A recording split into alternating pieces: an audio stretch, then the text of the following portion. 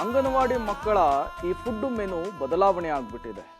ಹಳೆ ಮೆನುವಿನಲ್ಲಿದ್ದಂತಹ ಊಟವನ್ನೇ ಅತ್ಯಂತ ಇಷ್ಟಪಟ್ಟು ತಿಂತಾ ಇದ್ದಂತಹ ಮಕ್ಕಳು ಹೊಸ ಮೆನುವಿನ ಊಟವನ್ನು ತಿರಸ್ಕರಿಸ್ತಾ ಇದ್ದಾರಂತೆ.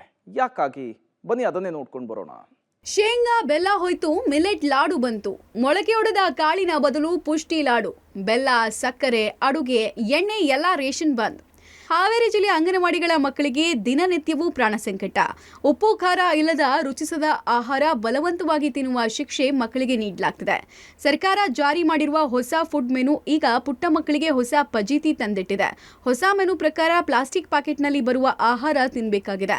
ಒಂದಿನ ಮಿಲೆಟ್ ಲಾಡು, ಇನ್ನೊಂದಿನ ಪುಷ್ಟಿ ಲಾಡು, ಪ್ರತಿದಿನ ಮಧ್ಯಾಹ್ನ ಅನ್ನ ಕಿಚಡಿ, ಇನ್ನೊಂದಿನ ಅನ್ನ ಸಾಂಬಾರ್ ನೀಡಲಾಗ್ತಿದೆ.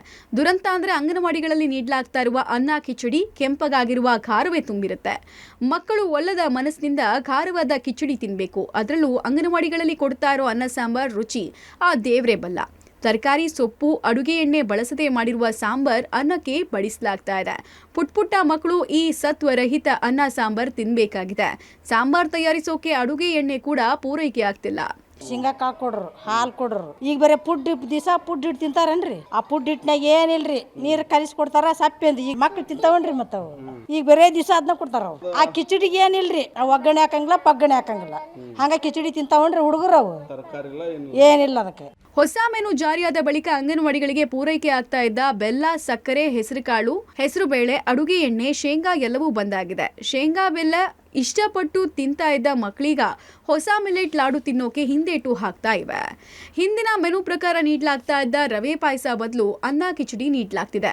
ಮಕ್ಕಳೆಲ್ಲ ಖಾರದ ಕಿಚಡಿ ತಿಂದು ಖಾರ ಅಂತ ಒದ್ದಾಡುವ ಹಾಗಾಗಿದೆ. ಮಸಾಲೆ ಪದಾರ್ಥಗಳಲ್ಲದ ಅಡುಗೆ ಎಣ್ಣೆ ಉಪಯೋಗಿಸದೆ ಮಾಡಿದ ಸಪ್ಪೆ ಸಾಂಬಾರ್ ತಿಂದು ಮಕ್ಕಳು ಸುಸ್ತಾಗ್ತಿದ್ದಾವೆ. ಹೊಸ ಮೆನು ಜಾರಿಯಾದ ಬಳಿಕ ಅದಕ್ಕೆ ಮಕ್ಕಳ ಪ್ರತಿಕ್ರಿಯೆ ಏನು ಅನ್ನೋದನ್ನ ವಿಚಾರಿಸದೆ ಅಧಿಕಾರಿಗಳು ಮೈಗಳ್ಳರಾಗಿದ್ದಾರೆ. ಅಂಗನವಾಡಿ ಮಕ್ಕಳಿಗೆ ಪೌಷ್ಟಿಕ ಆಹಾರ ಸಿಗ್ತಾ ಇಲ್ಲ ಅಂತ ದೂರುಗಳು ಕೇಳಿ ಬಂದ ಹಿನ್ನೆಲೆಯಲ್ಲಿ ಸರ್ವೋಚ್ಚ ನ್ಯಾಯಾಲಯಗಳು ಒಳ್ಳೆ ಪೌಷ್ಟಿಕ ಆಹಾರ ಕೊಡುವಂತೆ ಆದೇಶ ಕೊಟ್ಟಿದೆ. ಆದರೆ ಸರ್ಕಾರ ಮಾತ್ರ ಅದನ್ನ ಕಾರ್ಯರೂಪಕ್ಕೆ ತರೋದಕ್ಕೆ ಎಡವಿದೆ. Fakirayya, public TV, Haveri.